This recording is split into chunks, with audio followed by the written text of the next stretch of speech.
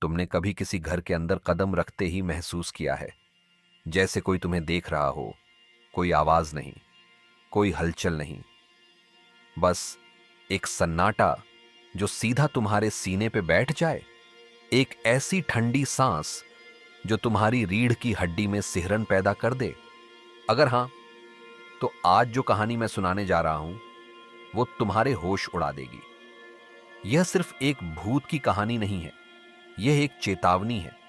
एक ऐसा रहस्य जो इतिहास के पन्नों में दफन है, पर जिसकी गूंज आज भी सुनाई देती है। Kansas, America. एक छोटा सा शहर, एटचिसन। यहां की शांत गलियों में, जहां इतिहास की पुरानी इमारतें खामोशी से खड़ी हैं, एक और भी छोटी सी जगह है, 508 नॉर्थ सेकेंड स्ट्रीट। बाहर से देखने पर यह एक साधारण सा पुराना विक्टोरियन घर लगता है। इसकी खिड़कियां जैसे बंद आंखें सदियों के राज छुपाए बैठी हैं। लेकिन इस घर की दीवारों के भीतर एक ऐसी भयानक सच्चाई छिपी है जो किसी भी भूत प्रेमी की रूह कंपा देगी। यह सिर्फ ईंट और गाड़े से बनी इमारत नहीं है, यह एक जीवित दुःस्वप्न है। यह है द सैली हाउस। और यहां बचपन की मासूमियत भी एक भूत बन जाती है। सब कुछ शुरू हुआ 1947 में। टोनी और डेब्रा पिकमैन, एक युवा जोड़ा, नए नए माता पिता बने थे। उन्होंने इस पुराने घर को अपना नया आशियाना बनाने का सपना देखा था। नई जिंदगी, नई उम्मीदें और एक नया घर जहां उनके बच्चे की किलकारियां गूंजनी थीं। पर जैसे ही उन्होंने इस घर में कदम रखा, उनके सपने, उनकी नींद, सब कुछ छिन गया। घर की पुरानी लकड़ी की सीढ़ियां जो कभी खुशियों की गवाह थीं, अब एक अनजाने डर की आहट बन गई। दीवारों में दफन सदियों का सन्नाटा अब एक भयानक फुसफुसाहट में बदल गया था। पहले छोटी छोटी बातें हुईं जिन्हें आसानी से नजरअंदाज किया जा सकता था। लाइट्स का अपने आप ऑन ऑफ होना, जैसे कोई अदृश्य हाथ स्विच से खेल रहा हो। कभी कभी रात के सन्नाटे में बेबी मॉनिटर से आने वाली अजीब गिगलिंग आवाजें सुनाई देती थीं। ये आवाजें किसी बच्चे की हंसी जैसी थीं, पर उनमें एक अजीब सी डरावनी खनक थी। बच्चों के खिलौने जो मेज पर रखे होते थे, अचानक खुद ब खुद हिलने लगते थे। कभी कभी तो वे जमीन पर गिर जाते, जैसे किसी अदृश्य बच्चे ने उन्हें फेंक दिया हो। डेब्रा ने सोचा, शायद यह थकान का असर है या घर की पुरानी वायरिंग की समस्या। पर टोनी के मन में एक अजीब सी बेचैनी घर कर गई थी। पर फिर यह सब एक भयानक मोड़ ले गया। टोनी के शरीर पर अचानक, बिना किसी कारण के 56 छुरी चलती थी। हर सुबह, हर रात उसके शरीर पर नए गहरे निशान मिलते थे। ये निशान ऐसे थे जैसे किसी नुकीली चीज से उसे खरोंचा गया हो या किसी अदृश्य पंजे ने उसे नोचा हो। खून बहता था और दर्द असहनीय होता था। डेब्रा हैरान थी, क्योंकि टोनी को कोई चोट नहीं लगी थी, न ही वह कहीं गिरा था। ये निशान किसी इंसान के किए हुए नहीं लगते थे। वे रहस्यमय थे और हर दिन बढ़ते जा रहे थे। एक रात जब टोनी दर्द से कराह रहा था, उसने अपनी आंखों से देखा एक छोटी सी लड़की, 6 साल की, पुराने जमाने के ड्रेस में। उसकी आंखें बड़ी और काली थीं और उसके चेहरे पर एक अजीब सी डरावनी मुस्कान थी। वह लड़की जो सिर्फ टोनी को दिखती थी, उसके पास आती और फिर अचानक गायब हो जाती। उसका नाम था सैली। कम से कम टोनी तो यही कहता है। पर सैली के साथ जो भी था, वो कोई मासूम आत्मा नहीं थी। उसकी उपस्थिति में एक अजीब सी ठंडक थी, एक ऐसी नकारात्मक ऊर्जा जो कमरे की हवा को भारी कर देती थी। वह सिर्फ एक बच्ची का रूप थी, पर उसके पीछे कुछ और ही भयानक शक्ति छिपी थी। एक बार टोनी के जन्मदिन की पार्टी में कुछ दोस्त और रिश्तेदार घर पर जमा थे। माहौल खुशनुमा था, पर घर की हवा में एक अजीब सी बेचैनी महसूस की जा सकती थी। अचानक मेहमानों के सामने मेज पर रखा एक टेडी बियर हवा में उड़कर दीवार से टकरा गया। सबने देखा, कोई इल्यूजन नहीं था। टेडी बियर जमीन पर गिरा और कमरे में सन्नाटा छा गया। मेहमानों के चेहरे पर डर और अविश्वास के भाव थे। यह घटना इस बात का पुख्ता सबूत थी कि घर में कुछ असाधारण घट रहा था। यह सिर्फ टोनी का वहम नहीं था, यह एक ऐसी सच्चाई थी जिसे अब कोई नकार नहीं सकता था। इस घटना के बाद टोनी और डेब्रा ने पैरानॉर्मल इन्वेस्टिगेटर्स को बुलाया। ये वे लोग थे जो अदृश्य दुनिया के रहस्यों को सुलझाने का दावा करते थे। उन्होंने घर में अपने उपकरण लगाए और हर कोने की जांच की।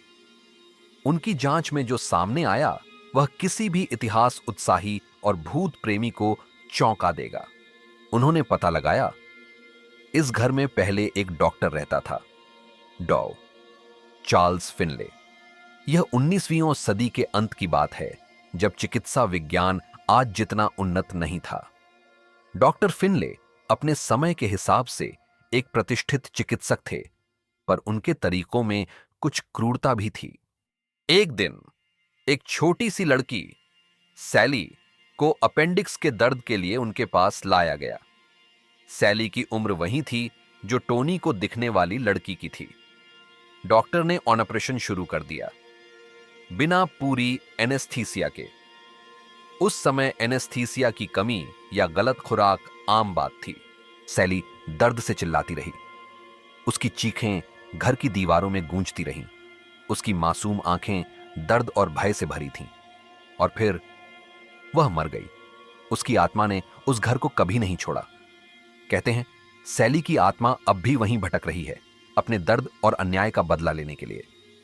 उसकी चीखें आज भी घर के सन्नाटे में गूंजती हैं, उन लोगों को डराती हैं जो उसके अतीत को कुरेदने की हिम्मत करते हैं।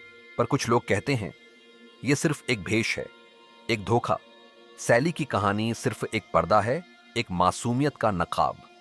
सैली का चेहरा सिर्फ एक नकाब है, एक डेमोनिक पावर का, जो बच्चे के रूप में आके इंसान के अंदर तक घुस जाता है। यह एक ऐसी शक्ति है जो मासूमियत का फायदा उठाकर लोगों को अपनी ओर खींचती है और फिर उन्हें तबाह कर देती है।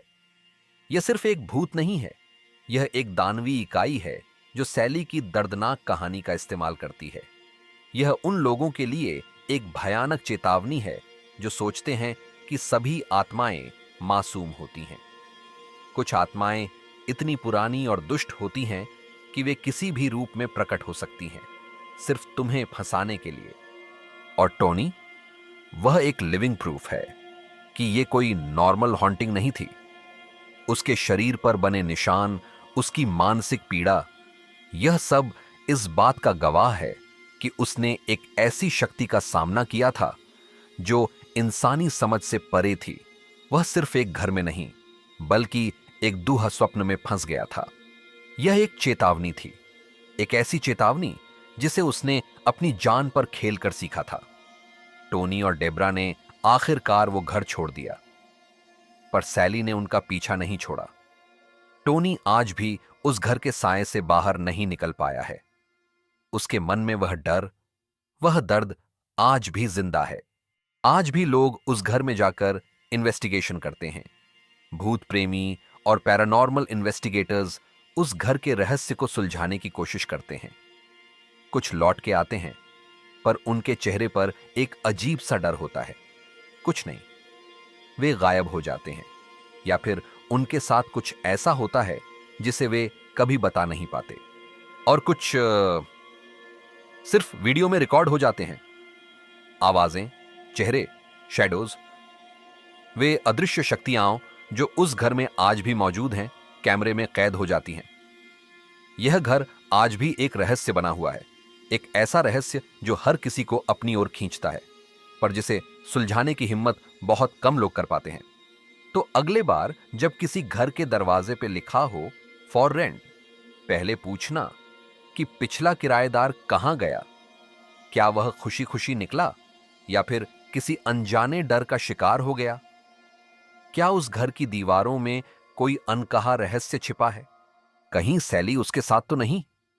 कहीं उस घर में कोई ऐसी शक्ति तो नहीं जो तुम्हें भी अपना अगला शिकार बना ले? कुछ दरवाजे ऐसे होते हैं जिन्हें कभी नहीं खोलना चाहिए। कुछ रहस्य ऐसे होते हैं जिन्हें अनसुलझा ही छोड़ देना चाहिए, यह था रूहानी राज का एक और भयानक किस्सा।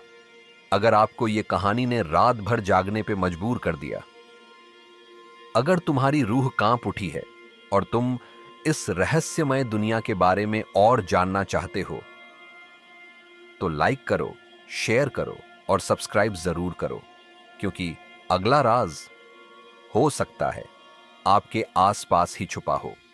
गुड नाइट, अगर सो सको तो।